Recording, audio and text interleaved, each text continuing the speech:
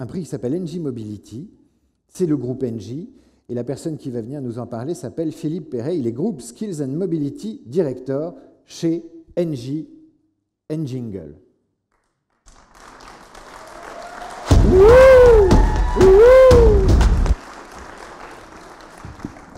Bienvenue, cher Philippe. Merci. Perret. Vous voulez rester debout, vous asseoir, vous choisissez. Je vais rester debout. Vous restez debout. J'ai vu que vous étiez venu avec vos fans, j'ai entendu des cris stridents. Absolument. Quelle est cette équipe qui vous soutient jusqu'à la mort, en vérité? C'est une équipe formidable. Bon, très bien, on en parlera dira, tout à c'est l'heure. l'esprit de notre projet, en fait. Vidéo, Philippe, on va voir de quoi il s'agit. Qu'est-ce que c'est qu'Engie Mobility? Allez, on regarde. Alors, on est sur un sujet un peu voisin du précédent, puisque c'est un projet qui vise les collaborateurs, qui les aide à exercer leur métier, mais c'est un projet qui ne peut pas se déclencher sans une politique RH de gestion prévisionnelle des emplois préalable, très costaud, décidé, et aussi tenu par des grilles de progression, par une gestion prévisionnelle des emplois, puisque ce sont des techniciens qui sont visés. Enfin, tout ça est très complexe à mettre en œuvre, mine de rien. Oui, absolument. Alors justement, c'est intéressant parce que si je reviens juste sur le contexte dans lequel en fait, ça s'est mis en place, nous avons mis en place cette organisation, en fait, Engie vit une transformation, comme beaucoup de grands groupes, je veux dire assez classique.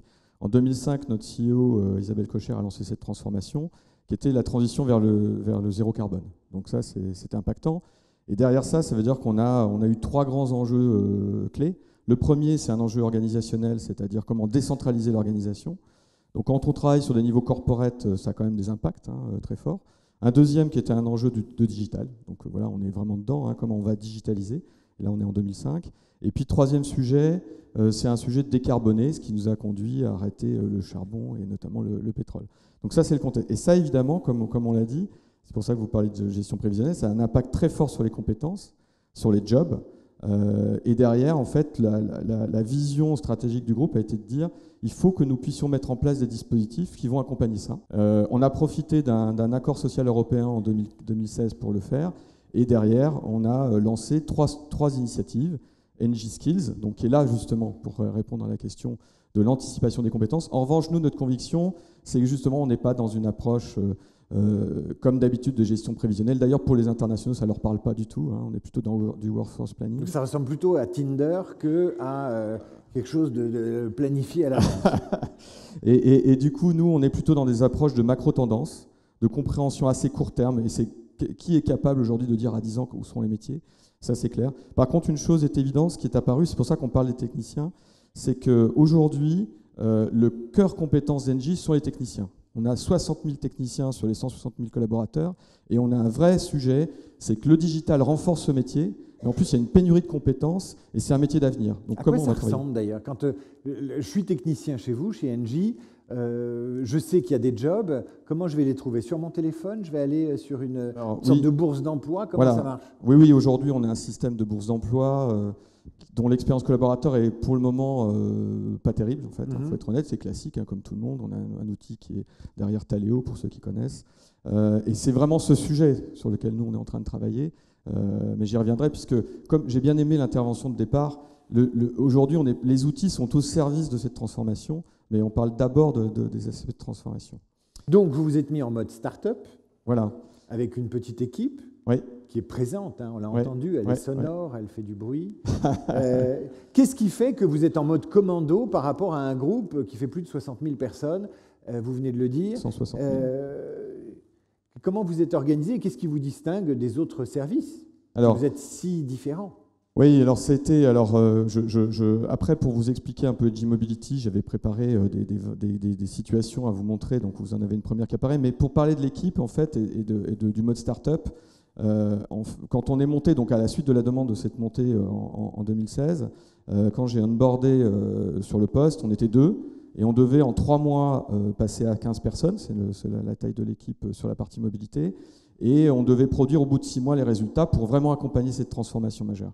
Et quand on a réfléchi à ça, on s'est dit, le mode start-up, alors qu'on est dans une direction corporate, on est 250 personnes à la direction corporate du groupe, on s'est dit, c'est le mode start-up qu'il faut faire. Donc, et là, on est parti, alors techniquement parlant, c'est classique, business canvas.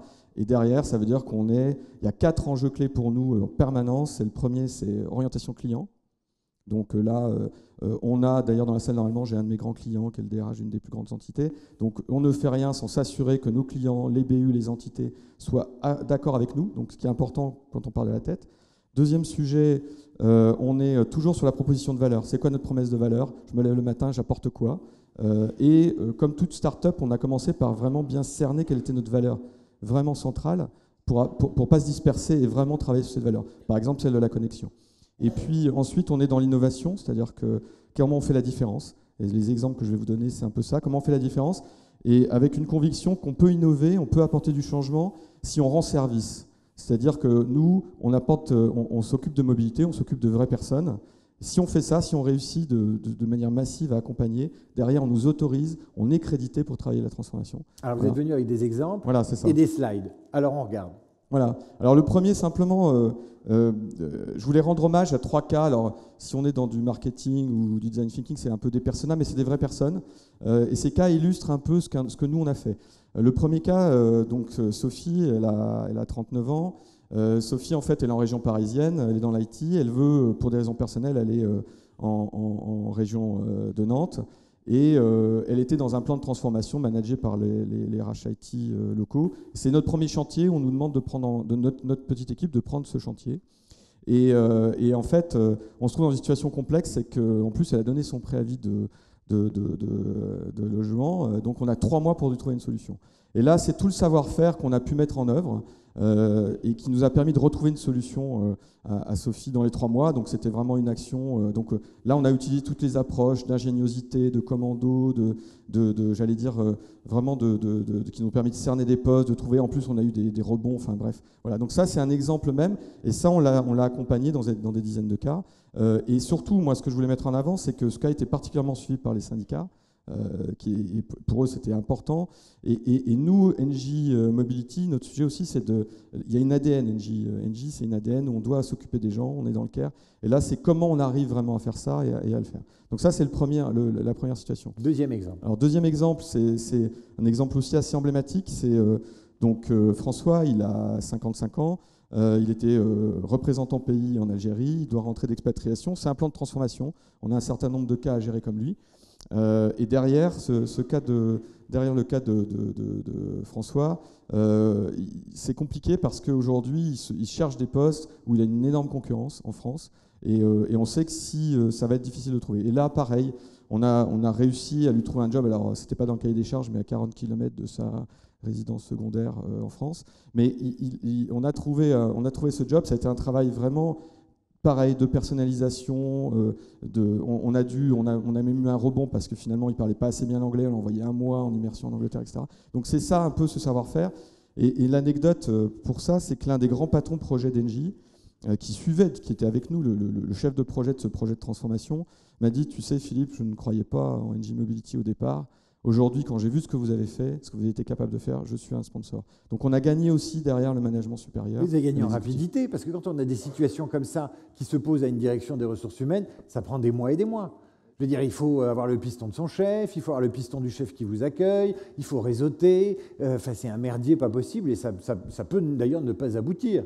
Et là, paf, vous avez raccourci les délais. J'ai une question qui me vient, mais vous avez monté une petite entreprise de conseil, en fait. Pourquoi Engie n'a pas externalisé cette affaire? Pourquoi elle n'a pas fait appel à un cabinet extérieur plutôt que de mobiliser 15 personnes en interne? Ou alors vous allez partir et vous mettre à votre compte?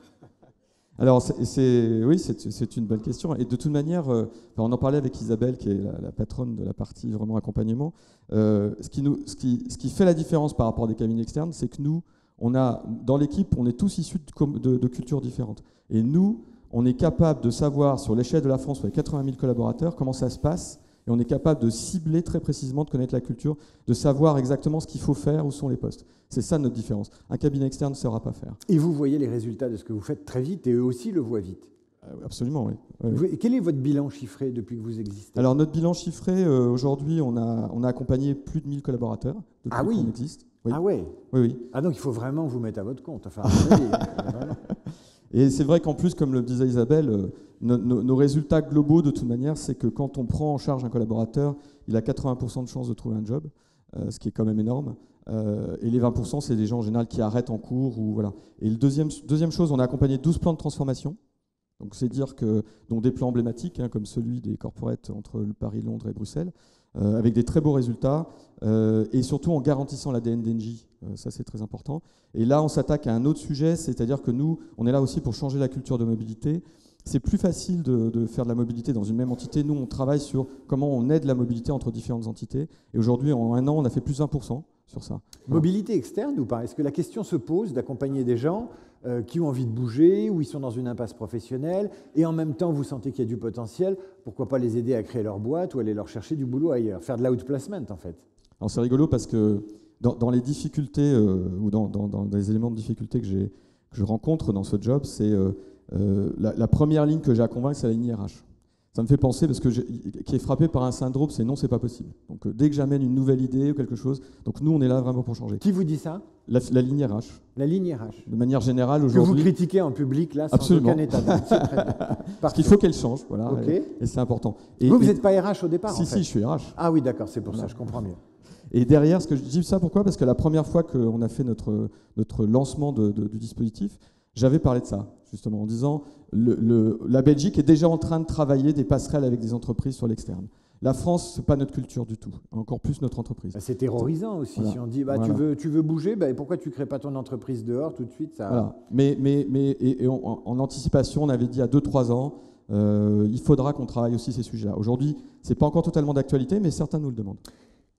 Qui a posé la question sur la croissance et la concurrence? Merci. Sur des postes très demandés, potentiellement, voilà, on peut avoir des demandes croissantes sur certains bassins ou certains postes demandés. Comment vous gérez le fait que vous avez plus de demandes que d'offres possibles et du coup, qu'est-ce que vous apportez de plus dans le dispositif? Oui. Alors, je n'ai pas parlé de la deuxième phase, que je parlais, c'est une aventure humaine, mais il y a aussi une aventure digitale. En fait, d'abord, par exemple, on a mis en place une empreinte sociale qui nous permet d'avoir et d'aider les collaborateurs. Donc, par exemple, sur une de nos entités qui est en transformation, on est allé sur tous les sites de France et on leur a présenté une empreinte sociale qui leur dit, voilà, si vous êtes à Dunkerque, voilà, vous avez 543 collaborateurs répartis dans telle entité, donc voilà ce qui existe. Et derrière, voilà à côté tous les emplois qui sont ouverts. Donc ça laisse l'opportunité. J'avais un troisième persona où c'est quelqu'un qui est devenu technicien. Globalement, ça laisse l'opportunité de ça. Après, nous, notre savoir-faire, c'est d'aller justement identifier par rapport au projet de la personne des jobs qui vont sortir correspondant à son profil. Éventuellement, quand je prends le cas de François, il voulait être directeur général. Il est secrétaire général, c'est-à-dire qu'il avait un passé de financier. On l'a ramené sur un projet plus viable. Et après, c'est tout le travail de stratégie d'approche pour faire en sorte, moi, ce que j'appelle faire passer la candidature de 3 en 1, voire le mettre dans la shortlist alors qu'elle n'a au départ aucune chance. Donc c'est vraiment ce ciblage en fonction des situations. Et pour ça, c'est jouer sur l'ADN, jouer sur la solidarité. Et nous, on ne déresponsabilise pas, c'est-à-dire qu'on met toutes les équipes, voilà, dès qu'on identifie une position, on met vraiment tout le système en tension positivement. C'est ça notre approche. Ça répond à votre question? Alors, la dernière question. C'est une question sur la méthode et le succès. Qui l'a posée? Oui, levez-vous, cher monsieur. Oui, effectivement, bonjour. Alors, bravo pour les résultats. Moi, je suis épaté. Effectivement, je ne suis pas sûr d'avoir bien compris si c'était un état d'esprit avant tout ou des méthodes, des outils qui permettaient d'avoir ces résultats. Et ensuite, question un petit peu corollaire vis-à-vis des DRH que vous avez évoqués tout à l'heure, vous n'êtes pas un constat d'échec pour eux de leurs méthodes actuelles? Non, mais sur les méthodes, en effet, alors, derrière tout ça, quand je parlais tout à l'heure d'un business canvas, on a vraiment une méthode de travail qui fait qu'on a identifié, en permanence, on a en tête nos clients. Donc moi, j'ai 2 grands clients, la direction générale pour la transformation que j'ai à mettre, et les entités. Et donc, au travers de ça, on a tout un système, j'ai un copil, enfin bon, je ne vais pas rentrer dans les détails, mais c'est très, très structuré. Hein. Et deuxièmement, après, sur les méthodes de travail, ce qui a fait notre différence, c'est que c'est toute l'expérience qu'on a de l'accompagnement individuel qui fait qu'on est aujourd'hui on a des vrais experts, on a toute une technicité très forte. Alors moi, ce que j'appelle un mot c'est un mot allemand, la Kriegspiel, c'est-à-dire que de savoir comment on déclenche, comment on fait son travail d'influence, etc. C'est presque une démarche commerciale. Donc on est très très structuré. La deuxième question sur les DRH, c'est un peu ironique, c'est-à-dire que quand je dis, moi, bien sûr que les DRH sont avec moi. C'est mon job aussi, parce que quand on parle de transformation, c'est mon job de leur amener des idées nouvelles. Le design thinking, j'ai mis plus de 5 ans à faire en sorte qu'il soit complètement intégré. Aujourd'hui, tout le monde en fait chez nous. Tout au début, les premières fois, je les ai emmenés, etc. J'ai déployé une calculette comparative de tous les statuts en France. Je peux vous dire, jusqu'à la dernière minute, je me suis dit, ils vont m'arrêter. Parce que les RH n'aiment pas ça. Aujourd'hui, c'est naturel. Tout le monde trouve ça normal. Donc c'est ça un peu les éléments. Et c'est vrai que dans les évolutions, j'ai moins ce syndrome. Non, c'est pas possible. C'est-à-dire que je sens qu'il y a un vrai Vous êtes en plaisir train de collectif. vous rattraper sur la vacherie, vous avez dit, c'est tout. C'est-à-dire Philippe qui est là-bas, qui est l'un de mes grands clients. Très bien. Je crois que c'est le moment de vous remettre votre prix sous les applaudissements. Je propose de faire venir mon équipe.